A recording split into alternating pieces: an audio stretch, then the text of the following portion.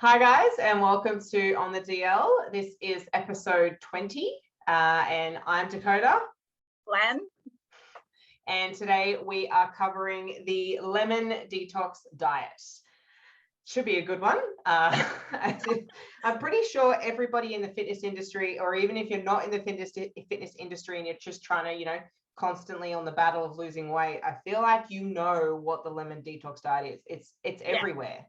The advertising for this detox was insanely good. I guess because it's very simple and people understood what it was sort of, I guess, intended to do. People jumped on it really, really quickly, and people didn't sort of wait to see the negative side of it before they jumped into it. No, it's easy to implement. You don't even need to buy anything. You can just Google it, be like, okay, this is what I need to do. I've got this at home. I'll just quickly make this up and start it today. Except if you do buy the pack, it'll cost you about $80 a week to do this. But yes, if you're smart enough to realize that you don't need to buy the special, hold on, I've got to get this right, natural tree syrup, which is a combination of maple syrup and palm syrup, then you don't have to waste your $80 on it. You can just use the cayenne pepper and lemon that's in your fridge. Yeah, cheap, effective. For those, 1%ers who don't actually know what the lemon detox diet is, run us through it. I mean, it's pretty self-explanatory. This one is really, really simple. So 0 food and around 7 to 9 glasses of a concoction that includes lemon juice, water, cayenne pepper, and this natural tree syrup, which is maple syrup along with palm syrup. So basically, it's a very small amount of sugar consumed across the day to stop us from going into a hypoglycemic attack and, dying from low blood sugar. And that's it. That's literally all it is. So you would get almost exactly the same effect if you just had a little bit of honey every couple of hours or a little bit of actual table sugar every couple of hours through the day and just consumed water. So I guess I have to sort of, it does make me giggle, this one, because back in the day when I used to work in health food, we used to have to sell this lemon detox diet. And people would come in droves and buy it. And we would be sitting there as healthcare practitioners sort of thinking, okay, we really want to talk you out of this, but you've got your mind set on it and you're going to do it whether we like it or not. The reason we were so, I guess, not against the concept of it, but the reason that we didn't want to actively sell this product was it creates so many issues after you finish it, which we will get into as we go along. So, it's not just the, 7 to 14 days that you're doing it. It's what happens once you reintroduce all of the food that you've just stopped eating. What's going to happen to your body? So 7 to 14 days of consuming 7 to 9 glasses of this liquid, and that is literally all you do. And the detox claims that it's detoxifying, it will achieve weight loss. No duh, if you don't eat, you're in a calorie deficit. You're going to lose weight, oddly enough. It says that it's going to give you better digestion. Again, if there's nothing to digest, of course. You're not digesting anything. And last but not least, it says it's going to increase your energy. Now, this is the one that we get really caught up on. And I said to Dak, the company that brought this out were very clever, because all of the claims that they put out there were true. None of what they said was inaccurate, except very well worded. That's it, except potentially this one. I've not met anyone who's gone on the lemon detox diet and has been more energetic on the detox diet. There is an argument for people who've just been eating complete crap their entire lives. If they're going to go on something like this, just simply losing a bit of weight is going to make them feel like they can move better. So, there might be that very small percentage of the population who short-lived, very short-lived. That's not going to last very long. But that's one claim I can't really get behind. But other than that, their marketing is very, very good, because they can't be pulled down for anything that they're saying. If you are eating basically a couple of 100 calories a day through just maple syrup, yes, you're going to be in a severe calorie deficit, just the same way you would be in any other calorie deficit. But you know, what else was funny about this topic coming up was Dak was kind enough to tell me that she gave it a go. Yes, which is why I suggested it, because I would have been, you know, nine years ago now. I thought it would be a really good topic to cover because it was so shit. And we were speaking about it before. Yeah, I was 21. I wasn't powerlifting yet. I think it was a little bit before I started. And, you know, obviously I wasn't happy with wasn't happy with what I looked like. And I heard about this. I think I must have Googled it or something. And I was like, oh, that's pretty easy. You know, I don't have to buy any of the ingredients. I can literally just buy some lemons, buy some maple syrup and the cayenne pepper and just whiz it up. Unfortunately, I don't like citrus. I don't like the taste of citrus. So this was exceptionally more challenging for me than maybe other people. But also, I love fucking food. So I lasted until lunchtime. And then I was like, you know what? I don't want to be skinny that bad. So I won't be doing that one ever again. Don't recommend that. I don't know how people can do it on it. Like, maybe for people who don't understand how the body works, maybe people who don't understand what protein can do, and obviously what fat can do, and obviously carbohydrates as well. I mean, you're getting like the minuscule amount. That's it. And ironically, carbs are probably the one fuel source that push comes to shove we can do without for a period of time. Like, it's not ideal. We're not pushing low carb. No. But we are saying, if you had to pick, that's it. We can, you know, we need fats to manufacture our sex hormones. We need protein to be able to make neurotransmitters, all sorts of stuff. And carbs are very valuable, but we have quite a lot of them in our body. So for the body can survive off of using the fat stores and that sort of jazz, and reverse engineering or building carbohydrates out of what's already in the system for a period of time. And then it can switch to using fats as an energy source for a period of time, which is why the ketogenic diet still exists, right? So it's ironic that the one energy source that we can probably do without for a little while is the only one that you have. I think that you'd probably agree with this as well. I think the biggest issue with this diet is, I mean, obviously it's not eating. And I mean, it's not too long as well. So it's, you know, it could be a lot worse. Could kill a lot more people, but it's more so that, like, what happens when you're done? Like, what that thought process in your mind saying, if I just don't eat for 14 days, I can lose a shit ton of weight. Absolutely, you can. But I look amazing. So then obviously you come back to reality. You slowly reintroduce the food. Maybe you don't put the weight back on.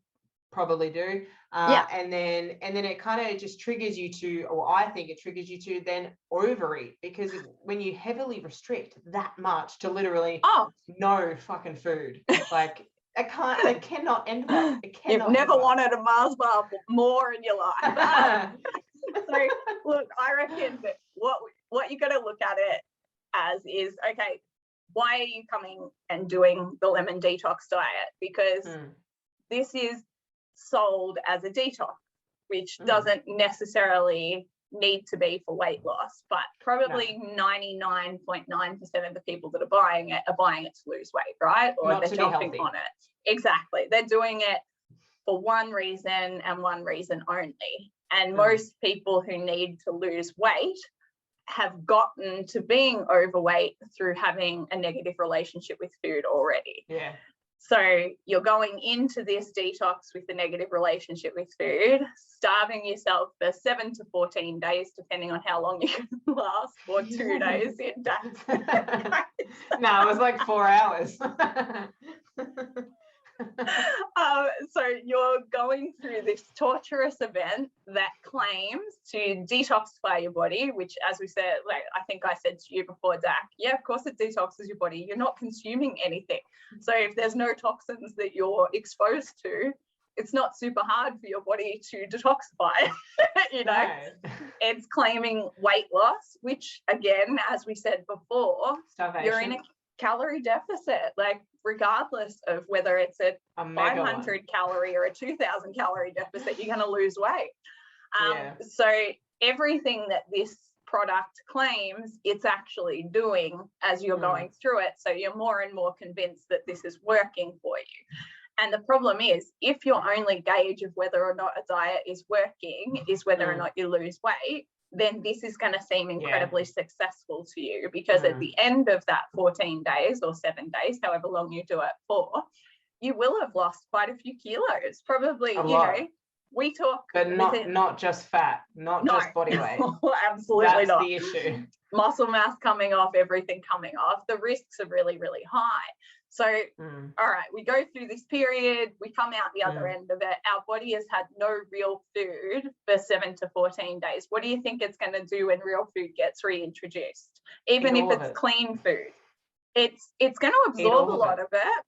But the problem is, even if you go back to eating a clean diet, or if you go back to eating a smaller amount of food, your body hasn't had to process any fat, any protein. That would be so horrible. A period of time. So even things like your poor gallbladder is like all of a sudden kicking into gear, and you can get sharp pains, like excruciating sharp pains.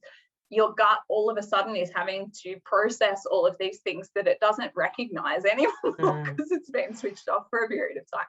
So usually people coming off of the lemon detox diet experience fluctuations between diarrhea, constipation, cramping, spasming, as they begin to introduce foods. And this is if you do it slowly. Imagine what happens when people do what most of them do, which is what you were suggesting before, Dak, and go from 0 to 100. I haven't eaten in 2 weeks. I want to eat everything that I've missed. And because you've lost so much weight, you don't really see it as a problem. It's like, if I put on a kilo or 2, it doesn't matter because I lost 10. You know, but you're now miserable and living on the toilet, afraid to eat because you're probably going to shit your pants after you do so. Exactly right. So you've got this negative relationship now with the food, and in your head that means that you were better off on the lemon detox diet, right? So what's going to happen? So you just do it again. Exactly right. You go back, and then to maybe you just don't stop, and then you won't have to worry about that shit show at the end. Exactly right. But that is it. Like, it's the whole concept of, I think I've said to you many times before, I have clients that will come into clinic all the time, and the first words out of their mouth will be that, we'll just use this as an example. Oh, the lemon detox diet worked really well for me. Okay, if it worked so well for you, why are you in my office? Yeah, 100%. I feel like it's like when you leave a relationship, or like you end a relationship and you look back on the relationship and you only really see the positives. You don't remember the fights and the I don't know, the shit show of everything happening. And it's like a diet. You're like, oh, like you remember that you lost 5 kilos. You don't remember that you were heavily restricted. You don't remember that you weren't allowed to go out for dinner or be social. You don't remember how fucking hungry you were. You just remember that you lost 5 kilos. And then when you try and do it again, you can't. And then you feel like it's your fault and not the diet's fault. That's right.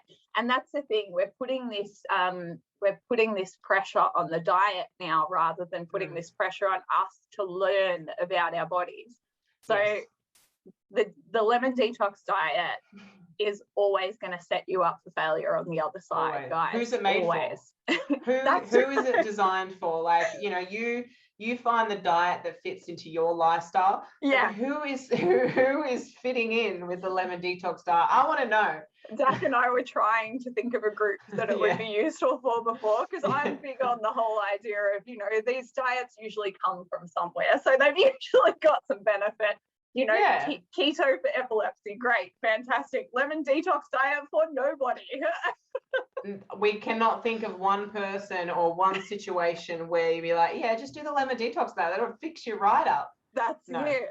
So we're very, very clearly saying here, guys, that the lemon detox diet is not the practical approach. No, it's the opposite. It's so not fun. Even for 4 hours, it wasn't great. So I wouldn't recommend doing it for 7 to 14 days. It's just too long. Like any diet that asks you to consume no food when we're born to eat food, like it's just a natural thing for us to do. Like that you just can't do it forever. You cannot do it. Until we evolve to be able to create every nutrient that we need, food is a necessity, guys. And that's just what it is. If you want your body to perform well, if you want your mind to perform well, and if you want to thrive in life, you need to eat, and you need to eat well, and you need to eat for your body. The lemon detox diet is not that. It's none of those things. It's none of those things. Like I mean, the way I see it is you should be wanting to, if losing weight is your goal, you should be wanting to lose weight on the most amount of calories you physically can. Not absolutely how low can I drop these calories? And dropping the calories isn't always the answer either. No. And you and I talk with our clients a lot about this. The sustainable approach is the only approach. Like there are so many things that you can do to the body to create a rapid loss. There are so many things you can do and manipulate to change your body composition. It's very, very unlikely that a severe or a drastic change is going to be the solution to your problems. It might be a stopgap. It might be something that gets you a really quick result for a short period of time, but then sets you back ultimately, or gets you back to where you were at square one.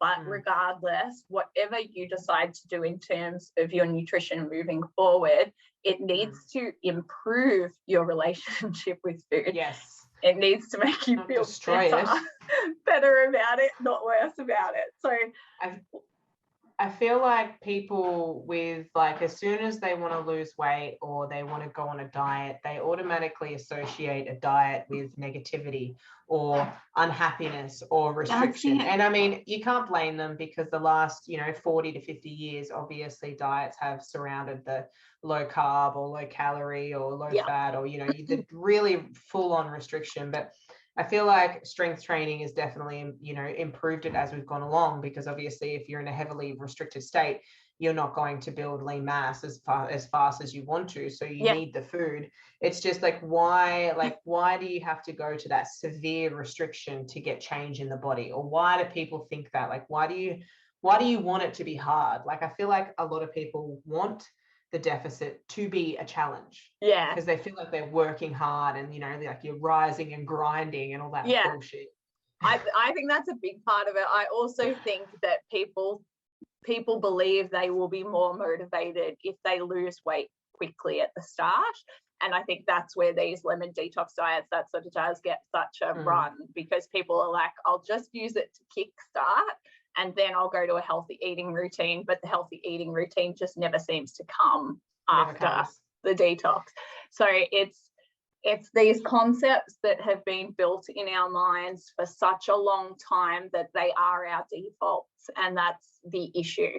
It's like, I sometimes say to my clients, it's like deciding to walk 10 kilometers into the forest and then trying to get out in 2. This is what people are trying to do all the time,